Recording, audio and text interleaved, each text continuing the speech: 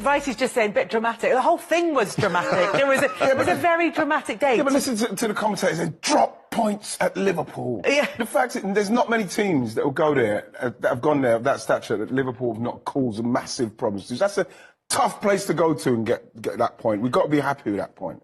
Tim Sherwood and Darren Lewis are here. Hey, what's happening, guys? And we're going to be bringing this kind of energy to the show today. Not just Righty's energy, but also the energy of Erling Haaland, who was shaking out his mane. Wow. The game against Manchester City. We'll talk about that and what that means for the title race as well. But he's very much worth it, isn't he? Yeah. Do you know what? I don't think people really remember the Timotei adverts, but it's got that kind of energy. So that's what we're bringing to today's show. In fact, Tim, you've already tried to channel Erling Haaland. You've very much an influencer in this sort of stuff. Nice one, Tim. 1995. Get him. I was going to criticise him then until I saw that. I thought, well, did I do that? But look, you talked about the significance of that result, and in many ways, it was a really entertaining game. It wasn't a particularly high-quality game at times, and it's a result that helps neither side. Yeah, but I still think that for a result to go to Liverpool, you know what they are capable of doing at Anfield, to get the point after being 2-0 up, you have to be happy. I think that we could have easily lost that game. The goalkeeper made some great saves. I thought we started well, played how we want to play, and we breached them twice, and I think it was on the run of play. Something had to give for them, but like in the end, like I said, I'm listening to Comsaro. But the fact is, it just feels like you have to be happy with a point at Anfield. You have to be. Do you know what? I just wonder if this might end up being like a microcosm of Arsenal's season, because if they do end up finishing in second place, you can look at it and go, well, do you know what? Second place is fantastic for where we thought we'd be at the start of the season, but we led for so long. And I think that's maybe the feeling post that game at Anfield as well. Well, it's just in the game. I mean, to go there, right, it's right. You get off the bus, you think, you want maximum points, but if we take a point away from here, we're happy. You know, but I haven't been 2-0 up, you know, and cruising in the game. But you always know Liverpool, I mean, they're at the moment, they're very dangerous. They're having a terrible season, but they're dangerous. You know, they've got really dangerous players who can hurt you, and they're party poopers at the moment. They're going to spoil a few parties along the way between now and the end of the season. That's what they did to Arsenal. But they were in so much control. You know, they popped it around them. Martinelli and Saka were outstanding. Odegaard was controlling things in the middle of the park, and they just couldn't hold on. It would have been.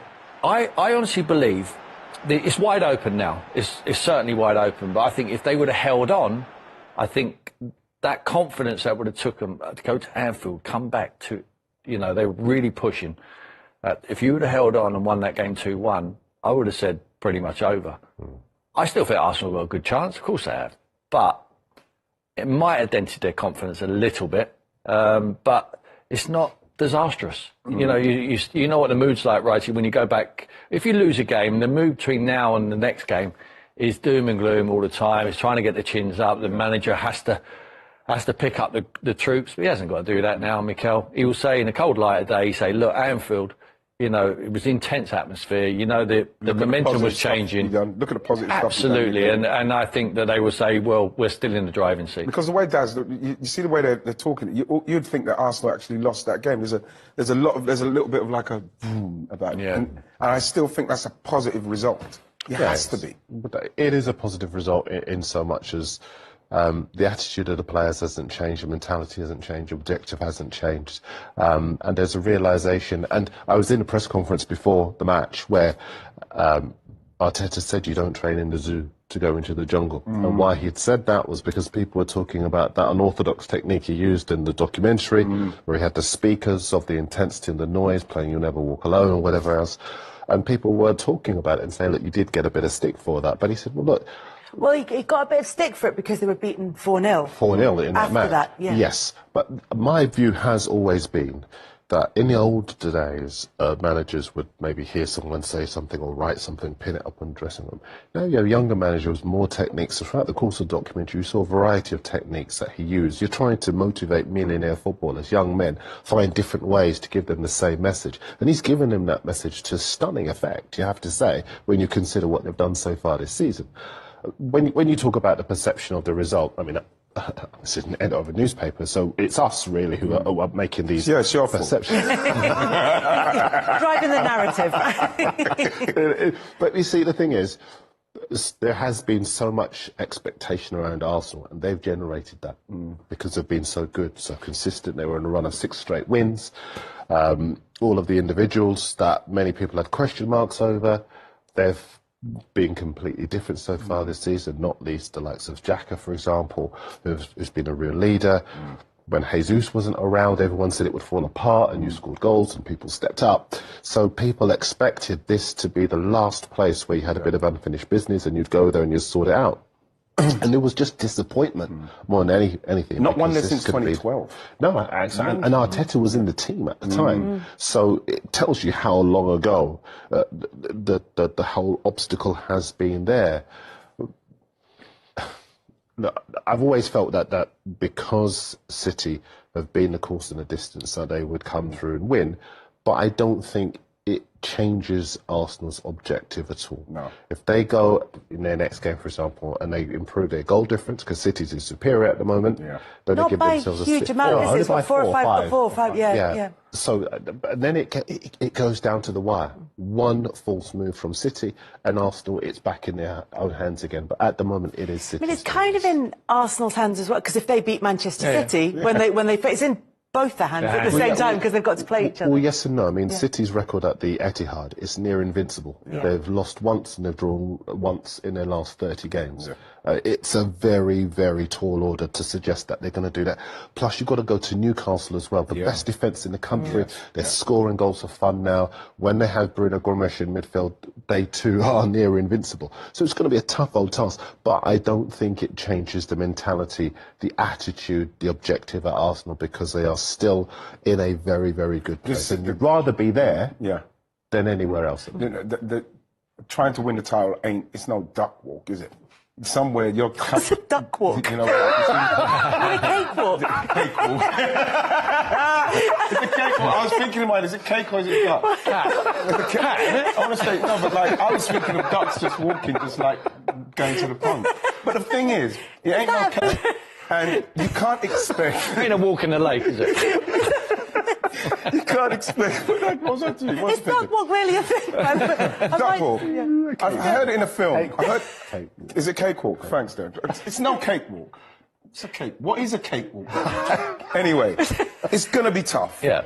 You know, you're getting... This is the stage of the season. It's like, I remember when it was on here with Paul Scholes. He said, this is the stage of the season where everything is ramped up. You know, you expect City to be finding their form. You expect someone like Newcastle to get themselves going. No game now you look at is something that you can go to, and those teams are not looking for something. So this is the time. This is what Arsenal, this is what they're trying to do. The second youngest team in the league, Southampton. They've got to get through this period, and it's not going to be easy. You'd expect a team like City to cause the problems they're causing. Of course they are. They're a brilliant team. Because Manchester City have got the Champions League semi-final, they're only going to play once against Leicester before City and Arsenal face each other at the Etihad. So Arsenal know that they will be top of the table, whatever happens in that game. But that's just an extra game in hand for Manchester City. And like you said, they're looking like they are absolutely invincible at the moment. Every cog in that machine is working smoothly. And that is not a bad run of fixtures between now and the end of the season. Whereas you say, for Arsenal, there are those moments where you think that could be tricky. Well, look, Chelsea played both of them. We don't know what Chelsea are going to be like. You don't know what Chelsea are going to be like. We know Newcastle. You know, you've got Newcastle there. Yep. You've got Brighton. You know, you look at those games. Obviously, Chelsea, Newcastle, Brighton's going to be the games. You know, you look at those games. It's going to be those games. Arsenal have to go into all of those games believing that they can win them, because that's what it's going to take. It's going to take that. Because you look at City, can you see City losing? I don't think either of them take maximum points between now and the end of the season. I think they both drop points. It's just how many. I think Man City beat Arsenal. And then I think it's where did they drop points elsewhere? Both of them. I look at City's side there.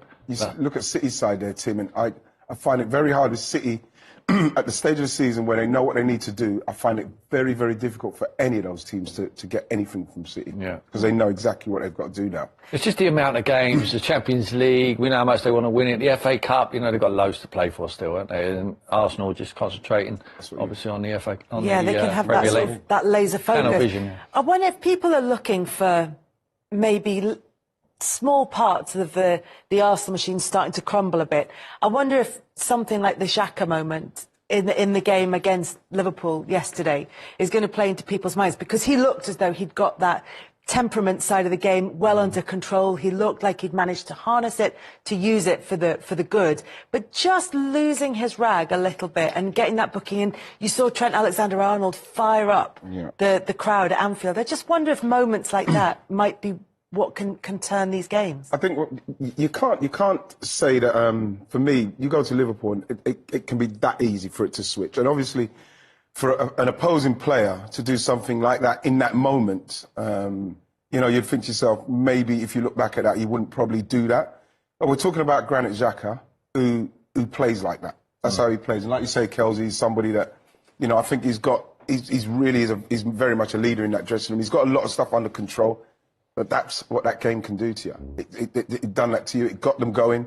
But at the same time, a Van Dijk tackle can get them going. Anything can get them going. I just feel a little bit sorry for Xhaka simply because the pylon, almost a pylon from people saying, reading the stuff and saying is like, he's costing them the title. It's not right. It's not right to do that for Granit Xhaka, who's not done anything that we wouldn't expect him to do the way he plays and when he's at that level. So I'm with Xhaka on that one. You know why I have to be with him on that one? I probably do the same thing as well.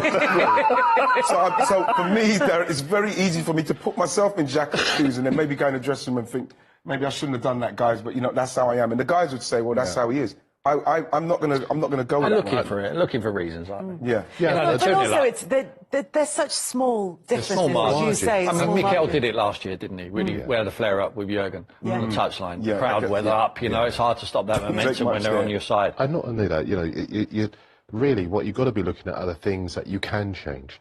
The guy who should have been on the back post stopping Salah for the first goal. The guy who should have prevented the header from, or even the cross coming in, Zinchenko. These are the people who should be looking at themselves today. Not Xhaka for a moment that was in the heat of battle that you could... Any player could have done that, and the fact that it was Xhaka obviously plays into what we call our confirmation bias. It's always him, well...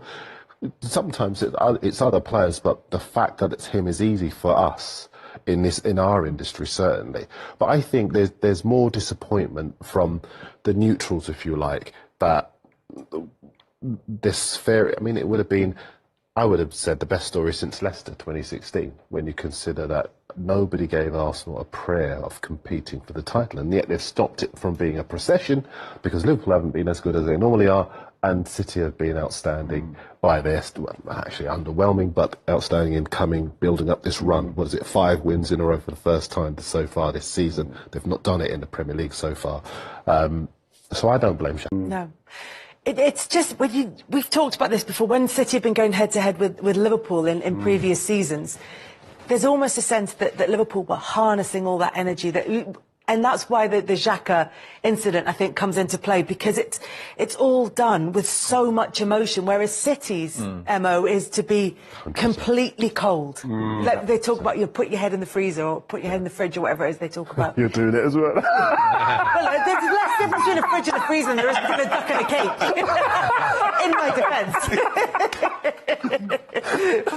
Can have a duck-shaped cake.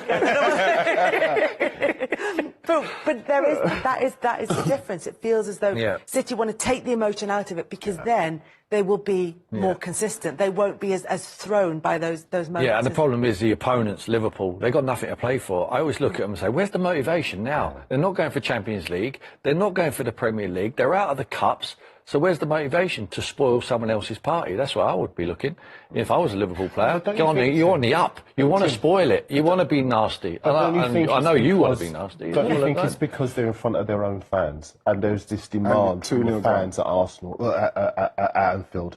You have to. We want a performance. You have to turn up. You can't produce what you do away from home in front of us. We demand a level of performance because they've been like chalk and cheese.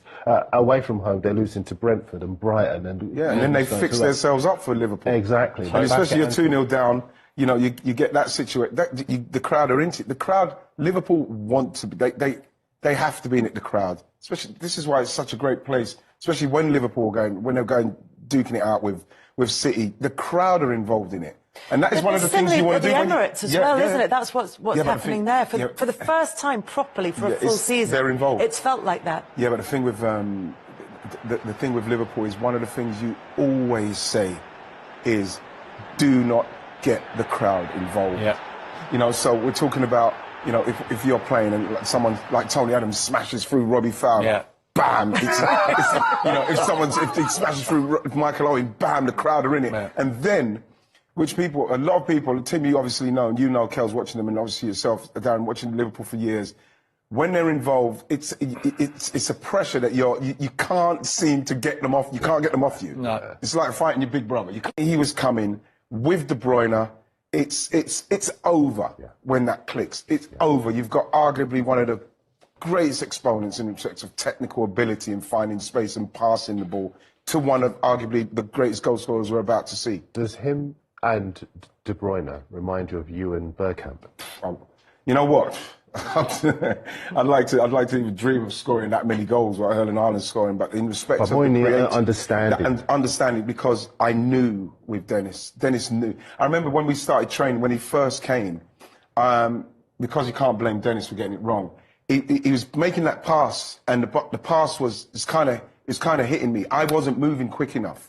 So the pass was where I should have been, where he's putting the ball, and the pass was already there. Because that's why I think I asked you this once before. Did you make up his mind where to pass the ball, or did he make up your mind? The where caliber to of player we're talking about is that they're kind of players. De Bruyne, I go with Gerrard. I'd say with Bergkamp as well. When they pass it, Scholes, that's where it's meant to be. The Zidane's, Xavi and all that. When they pass it, if it's not got there, it's because it's not been right, because they don't get it wrong the So time. he taught you to make better runs. Better runs, and where you're supposed to be by the time he gets himself into a certain position, because it's ready to go with that player, and they're so precise. Yeah. Like I say, at first I wasn't getting it right when we first started training. Once we got it right, unbelievable. It's incredible to think that Pep's left him out of a few games as well. I mean, when he's left him out, I mean, Erlen must be like, why? You know, it's because it affects his game as well. Because But you look at De Bruyne, And they've still got the best partnership in the league, the most productive partnership in the league, with 7 assists. Yeah, but then, Kels, you look goals. at De Bruyne's, like, at the right time of the season, De Bruyne's ready to go. So Pep doing that, everybody's thinking, because how do you leave Kevin De Bruyne out? He's amazing in every game. Even if he has a 5-minute spell, the game's over. So you look at him and you think to yourself, maybe he needed that little bit of a boost to get himself going again to finish this off. You see, this is why I felt that but they both got two good squads, Arsenal and City. But then it comes down to the coaches, and Pep's got the edge with the experience of having been here before, with the management of the players. I go back to his management of Foden, where he's giving him minutes here, minutes there. And loads of people were saying, including myself, he needs to go out on loan. I remember, I was one of those. Yeah, you know, but he should be playing regular first team football. He's such a good player. But his management of Foden's been outstanding. His management of De Bruyne has been outstanding. All season long, he has been on the backs of some of the complacent players at City, who possibly think, because they've done it 4 times in the last 5 years, they've arrived. And it's been, even after the Spurs game, where he said, you know, even the crowd are a bit complacent. You know, he's been on them all the time. Cancelo, he made a statement by selling him to Bayern and telling the rest of the players, no player is big enough here. Carl Walker the other day rustled him up, said that Rico Lewis is the man, and he said what I expect, Carl Walker can't do it. That's a direct challenge to a Carl Walker. He manages players for this stage of the season. The other day when Haaland scored 5 against Leipzig, and I kind of felt cheated that we didn't get the chance to see if we could score 10. Yes. Yeah, and it seems ridiculous, but you know, he was ripping them apart. Took him off at the weekend after he scored 2. And then they got a penalty. And then they got a penalty which Haaland could have scored. Yeah. And you just think to yourself, he's keeping these players hungry. He's keeping these players on the bit, so that as they get into this stage of the season, they want it. They're hungry. They're at it. And that's exactly what we're seeing now. It's great management. Yeah, never wanting them to be satisfied with what they have, always wanting more. Yeah. And they're chasing down that Premier League title, and they are chasing down Arsenal. There is one footnote to the game at Anfield as well, which is the incident between Andy Robertson and the linesman in the game. Now, the PGMOL have said that they're investigating this, and in the meantime, that this linesman is not going to be officiating in any games because of that. So, I mean, we can't see for definite whether Andy Robertson makes full contact with the referee from that angle. That's not good. And then we look to see whether, I mean, the assistant could he's saying that he caught him in the chin, but the assistant could conceivably say, I was trying to shrug him off if Robertson has made contact with him. So what's our take on this? I don't think the contact was enough for him to react like he did, if I'm totally honest, the more I see it, because when I came in feeling like he was moving his arm away from it, but it's the way the arm moved, it looked like it was going towards him. It was very aggressive in the way that he thrust his elbow there, and you can't do that.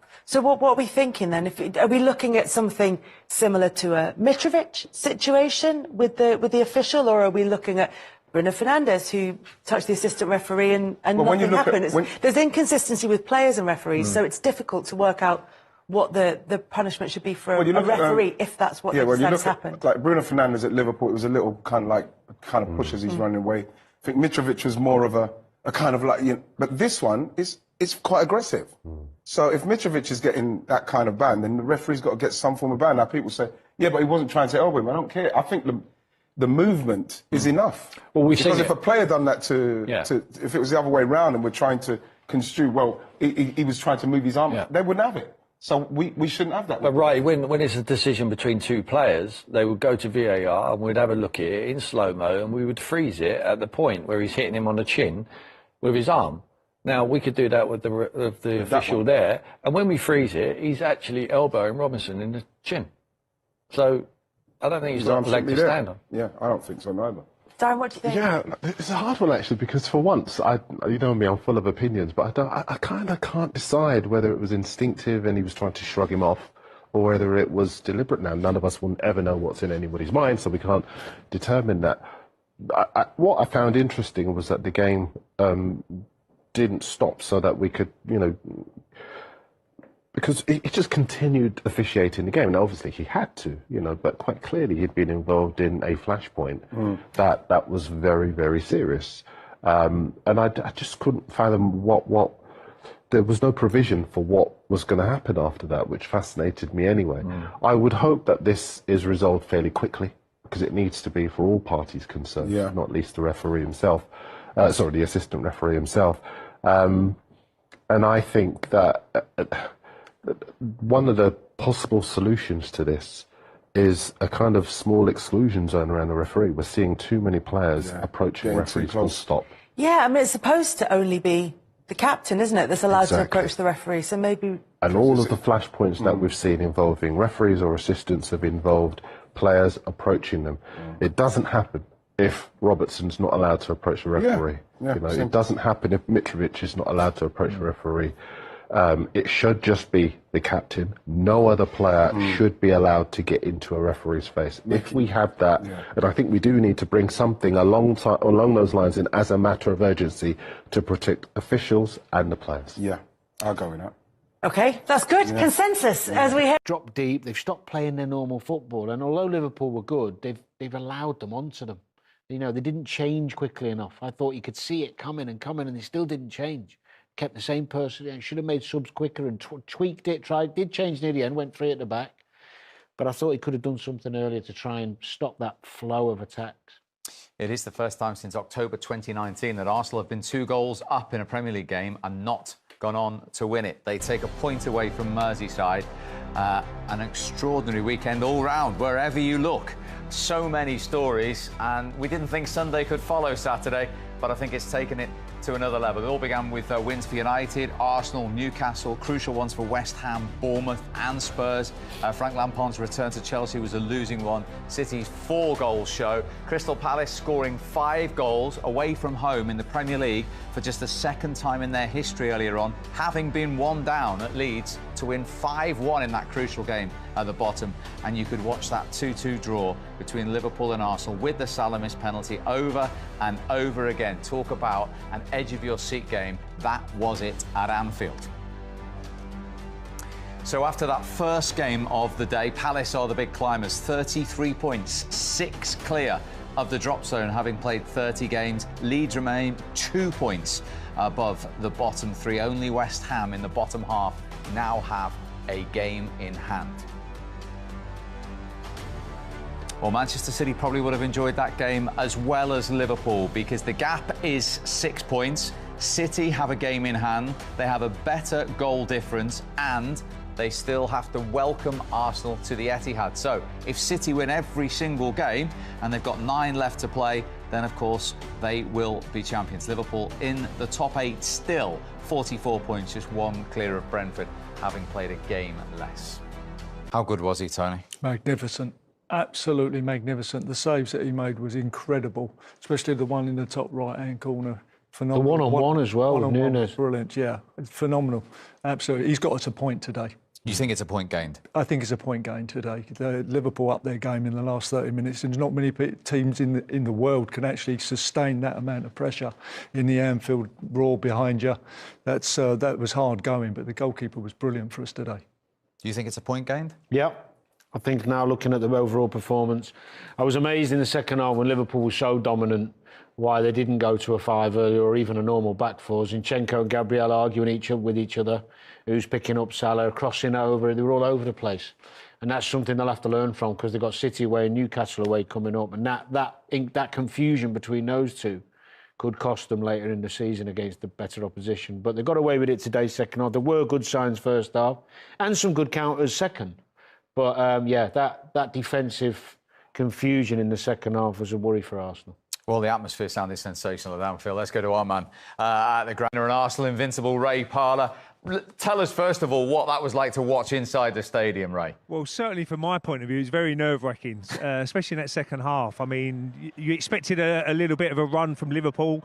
That goal in the first half was so important for Liverpool to get them back into the game, and the roar in the second half was amazing. It really was. When that second goal went in, I thought, that's it, we're going to lose the game now. But fair play, as Tony says there, Ramsdale was superb, absolutely brilliant today. And you always need a good goalkeeper if you've got any chance of winning the league. Tony will tell you that with some of the goalkeepers he played with. So, nerve-wracking, but I think it was probably a fair result in the end. Point gained, it's another point on the board. It's always going to be a tricky game. The record is not great here for Arsenal, so a point gained, I should imagine. But they still will be disappointed because they were leading 2-0. And I think Mikel Arteta will be more disappointed with the first goal. If you go in at 2-0, I think the game is a lot more difficult for Liverpool in that second half. First things first, Ray, have you got your club blazer on underneath that coat? I've got a blazer on, Tone. That's for when I go out later. But, you know, it's I don't think I'll be going out in Liverpool later. He talked me through Martinelli today. Yeah, I mean, he was different class. I thought that was always going to be where they could get a little bit of joy down that left. We know Trent is brilliant going forward. What he done for the goal, the equaliser was superb, going around Zinchenko. But he's a bit vulnerable defensively. He does get caught out of position, and I thought Martinelli took advantage of that. They got a little bit luck on the first goal, Tone. It was, they got a few ricochets, and Van Dijk didn't really clear his lines, and he got a little toe poke on it. But the second goal was brilliant. Absolutely, he picked him out, Jesus. Great header. So Martinelli's a live wire. We all know that. He can run at players. And when you've got a fullback who wants to go forward more than defend, I think he sometimes has a field day. Ray, stay there. We'll be back to plenty of times in the next 45 minutes or so. Do you think, as Aaron Ramsdale was saying there, Danny, in the cold light of day, they probably think we were 2-0 up at Anfield, but actually the way the second half went, who knows in time how important that point could be? Yeah, definitely. I think you've got to try and take the positives from it. They'll probably do a post-match meeting where they'll have a look at the pros and the cons. And the key is, when you have a performance like that, from being 2-0 up and losing a lead, is how did you lose it and can we improve on that next time? If they were to go to City and score first, what can they do differently? Can you manage the game better second half? Can you do can you play longer earlier? Can you tweak the foot? Whatever it is, just learning from that, because there were some positives from the game, but the second half was where I think Arteta will look at it and the players and think maybe we could have managed it better. I mean, that's not to take away from Liverpool, as Tony did allude to. They were much better with their quality and their intensity, but I think Arsenal helped them. I do. I think they'll look back